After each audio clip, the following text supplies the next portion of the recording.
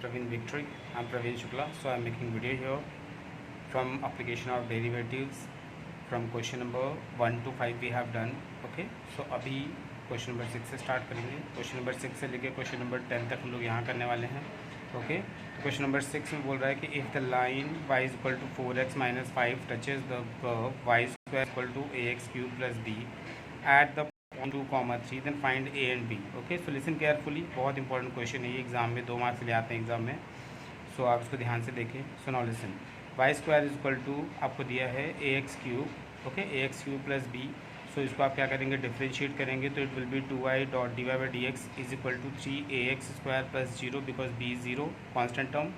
फिर यहाँ पे क्या हो जाएगा, 2y dot d Y by d x is equal to 3ax square and then d Y by d x is equal to 3ax square upon 2y कर सकते हैं. इसको नीचे लेके आ जाएंगे. ओके. और यहाँ पे मल्टीप्लाई में है तो इधर आएगा तो डिवाइड हो जाएगा. तो यहाँ हो जाएगा d Y by d x is equal to 3ax square upon 2y. Okay. लेकिन यहाँ पे आपको क्या दिया है, 2,3 दिया है. पॉइंट क्या दिया है, 2,3. तो यहाँ हो जाएगा d Y by d x at 2,3. ये हम लोग क्यों करते हैं, फाइंडिंग द स्लोप. तो यहाँ पे आप जहाँ पे x है वहाँ पे 2 रखेंगे, जहाँ पे y है वहाँ पे 3 रखेंगे. तो यहाँ हो जाएगा 3a ब्रैकेट में 2 का स्क्वायर अपॉन 2 इंटू 3, क्योंकि 2y है तो 2 इंटू 3. इसको सॉल्व करेंगे तो यहाँ पे क्या आ जाएगा 2a. ओके. तो आप बोलेंगे क्या कि स्लोप ऑफ द जो टेंजेंट है एट 2,3. ठीक है. ये क्या आया, since therefore the slope of the tangent at 2,3 के लिए आया ये. So the line y is equal to 4x minus 5 touches the curve at point 2,3. तो आप यहाँ पे बोल सकते हैं कि slope of the tangent at 2,3 इस कितना आ गया, 4. क्यों 4 आएगा, क्योंकि यहाँ पे कितना है बेटा, स्लोप ऑफ द जो टेंजेंट है वो 2,3 के लिए जाएंगे तो कितना आएगा, 4 आएगा. कहाँ से आएगा, आपका यहीं से आएगा. ठीक है. D Y by d x at 2,3. So 2a is equal to क्या हो जाएगा, 4. 2a,4. प्लीज़ यहाँ ध्यान रखिएगा, यहाँ पे है 4x माइनस 5. ये आपको दिख रहा होगा कि y इज इक्वल टू क्या है, 4x माइनस 5. तो 4x है ना, तो यहाँ पे 0 है, मतलब 1 है यहाँ पे. तो 4x और y की वैल्यू कितनी है, 1 है. तो a बाई b होता है तो a की वैल्यू कितनी हो जाएगी, 4 और b की वैल्यू 1. तो यहाँ पे कितना हो जाएगा, slope of the tangent at 2,3 इस 4 हो जाएगा. कहाँ पे, उस लाइन पे. y is equal to 4x. तो 4x का मतलब ये हुआ कि 4/1 हो जाएगा a बाई b. तो यहाँ हो जाएगा 2a is equal to 4. And then a is equal to 4/2 करेंगे तो इज इक्वल टू क्या हो जाएगा, 2. अगर a की वैल्यू 2 आ गई तो आप पहले वैल्यू पुटअप कर सकते हैं. 3 square is equal to 2 power 3 plus b. तो यहाँ से आप b की वैल्यू फाइंड आउट कर सकते हैं. 3 का स्क्वायर करेंगे तो 9 हो जाएगा.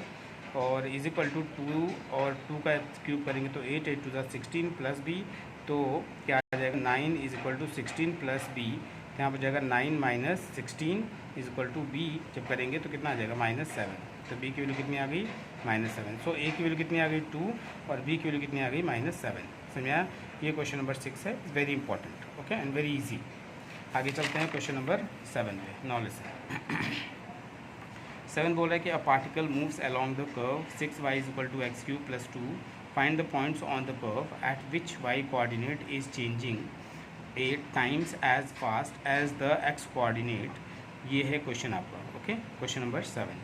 तो क्वेश्चन नंबर 7 में क्या करना है, प्लीज़ ध्यान दीजिए. पहले आपको देखो, आपको कोई पॉइंट नहीं दिया है तो आपको लेना है let p x1 y1 be the points on the curve 6y is equal to x cube plus 2 whose y coordinate is changing 8 times as fast as the x coordinate. ठीक है. तो यहाँ पे क्या हो जाएगा, then d Y by D t करना है क्योंकि फास्ट. ठीक है. तो यहाँ पे d Y by D T at x1 y1 is equal to 8 times, ये आपको दिया हुआ है. ठीक है. D Y by D T at x1 y1 is equal to 8 times D x upon D T at x1 y1. This is you have to given. Okay. This is the given the question. फिर हो जाएगा 6y is equal to x cube plus 2. जिसका differentiate करेंगे तो क्या हो जाएगा, लेकिन डिफ्रेंशिएट यहाँ पे करेंगे किसके रिस्पेक्ट में, डी टी के रिस्पेक्ट में. टी के रिस्पेक्ट में करेंगे तो यहाँ हो जाएगा 6 d Y by D T is equal to d upon D t और एक्स क्यूब प्लस 2. तो 6 dot d Y by D t हो जाएगा is equal to x cube का करेंगे तो 3x square dot D x upon D t और यहाँ हो जाएगा प्लस 0. फिर यहाँ पे करेंगे तो आपको पता है कि 6 है, यहाँ पे 3 है तो 3 1 जा 3 3 2 जा 6 हो जाएगा. तो यहाँ हो जाएगा 2 dot d Y by D T is equal to x square dot D x upon D t हो जाएगा. फिर यहाँ पे लिखेंगे, प्लीज़ ध्यान रखिए कि 2 dot d Y by D T at x1 y1 is equal to जहाँ पे x होगा वहाँ पे x1 रखेंगे. तो आ जाएगा x1 का square dot D x upon D T at x1 y1. ठीक है. तो आप इसे सॉल्व करेंगे तो आपको पता है कि D Y by D T की जो वैल्यू है वो क्या है, 8 times D x upon D T है. तो आप यहाँ पे लिखेंगे D R by D T के प्लेस पे A dot D x upon D T at X one Y one, फिर क्या होगा यहाँ पे is equal to X one का square dot D x upon D T at X one Y one. ठीक है, ये कहाँ से आया? From equation one. ये इक्वेशन वन मैंने यहाँ पे लिया था, इसको आपको याद होगा। क्लियर? फिर 2 8 16, इसको आप सॉल्व करेंगे तो क्या हो जाएगा बेटा? देखो तो 16 D x upon D T at X one Y one is equal to X one का square dot D x upon D T at X one Y one. तो जब एक्स वन का स्क्वायर इज इक्वल टू 16 करेंगे तो यहाँ हो जाएगा X one is equal to, इसका रूट निकालेंगे तो प्लस माइनस 4 हो जाएगा। So now X one Y one lies on the curve. सो ये कर्व पे लाई कर रहा है, तो x1 की वैल्यू अगर -4 होती है तो 6y1, अब y की वैल्यू 1 की वैल्यू निकालेंगे तो 6y1 is equal to -4³ plus 2 हो जाएगा। तो इसको सॉल्व करेंगे तो कितना हो जाएगा? 6y1 इज इक्वल टू, इसका क्यूब करेंगे तो -64 होगा, क्योंकि -4 के पावर जो है वो 3 है। ये ऑड है, ऑड का करते हैं तो माइनस साइन कंटेन करता है। -60, अगर ये इवन होता तो प्लस होता, तो -64 प्लस 2 इज इक्वल टू -62 हो जाएगा, जिसको सॉल्व करेंगे तो y1 की वैल्यू कितनी आ जाएगी? -31 अपॉन ये 6 इधर आएगा तो 3 हो जाएगा, तो कैंसिल आउट करेंगे 2 से तो हो जाएगा -31 अपॉन 3। ये हो गई किसकी? y1 की वैल्यू। अगर x1 की वैल्यू -4 होती है तो y1 की वैल्यू कितनी होगी? -31 अपॉन 3 हो जाएगी। ऐसे हम चलेंगे x1 की वैल्यू अगर 4 रखते हैं तो अब y1 की वैल्यू क्या होगी? तो प्लीज़ ध्यान रखिए, तो 6y1 इज इक्वल टू, फिर से वही सेम प्रोसेस, तो 4 के पावर 3 प्लस 2, तो 4 के power 3 64 plus 2 is equal to 66 हो जाएगा। इसको ऐड किया तो 6 को जब डिवाइड करेंगे तो क्या हो जाएगा? y1 is equal to 66 upon 6 is equal to 11। तो y1 की वैल्यू कितनी आ गई? 11। मतलब x1 की वैल्यू अगर 4 रखेंगे तो y1 की वैल्यू 11 आएगी। तो आपकी पॉइंट मिल गई। तो ये हो जाएगा therefore 4,11 and -4, -31 upon 3 are the required points on the curve. Clear? ये आपका आंसर हो जाएगा। That's clear. ये 2 मार्क्स के क्वेश्चन आपके एग्जाम में आते हैं। क्लियर?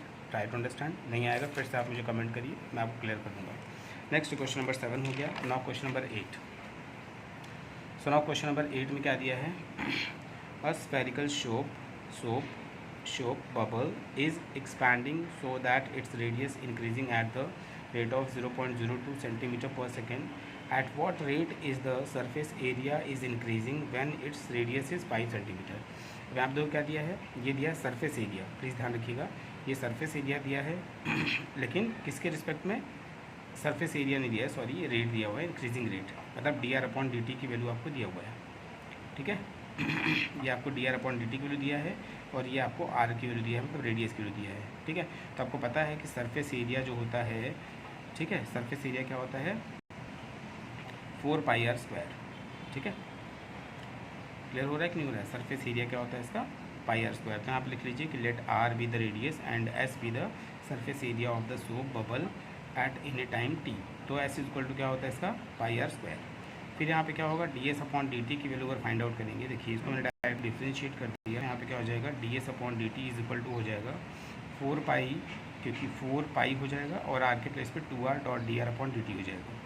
तो ds/dt इज इक्वल टू क्या हो जाएगा? 4 2 8πr dot dr/dt। Equation number 1 ये हो, देखिए क्या dr/dt की वैल्यू दिया है 0.02 सेंटीमीटर पर सेकेंड और r की वैल्यू दिया है 5 centimetre. Clear? And then put all the values in the equation 1। ये इक्वेशन 1 है, इसमें वैल्यू पुटअप करेंगे तो क्या मिलेगा? ds/dt इज इक्वल टू 8π 5, ये 5 किसके प्लेस पे? r के प्लेस पे, और dr/dt के प्लेस पे 0.02। तो इसको आप सॉल्व करेंगे तो कितना आ जाएगा? 40, क्योंकि 8 5 40π इंटू 0.02। तो इसको सॉल्व करेंगे तो कितना आ जाएगा? ds/dt is equal to 0.8π centimetre square per second. समझ आया इतना?